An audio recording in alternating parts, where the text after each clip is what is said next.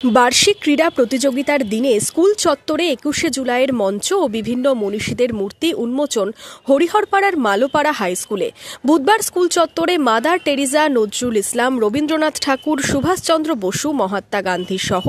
বিভিন্ন মনীষীদের মূর্তি উন্মোচন করা হলো। এই যে যেমন দেখলাম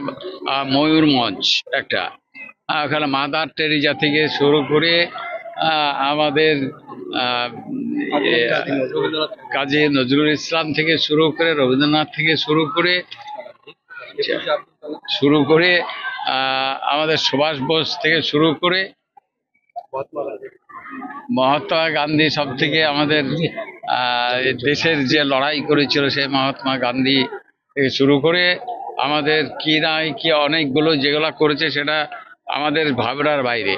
বিধায়ক নিয়ামত শেখ ও প্রশাসনিক আধিকারিক এবং স্কুল কর্তৃপক্ষের উপস্থিতিতে মূর্তি উন্মোচনের পাশাপাশি এদিন স্কুল মাঠে হয় বার্ষিক ক্রীড়া প্রতিযোগিতাও। আজকে মূলত যে ক্রীড়া প্রতিযোগিতা এবং আমাদের এই মালোপাড়া উচ্চ বিদ্যালয়ের কতগুলো আবক্ষ থেকে আরম্ভ করে আমরা ময়ূরকুঞ্জ থেকে আরম্ভ করে আমাদের মাতৃভাষা দিবসের শহীদ মঞ্চ থেকে আরম্ভ করে এবং আমাদের যে ফোয়ারা স্কুলের, এছাড়াও গ্লোব, আমাদের এপিজে আব্দুল কালাম থেকে আরম্ভ করে Netaji Subhashchandra Bose, Mahatma Gandhi, Mother Teresa, globe, এগুলো আমরা উন্মোচন করালাম।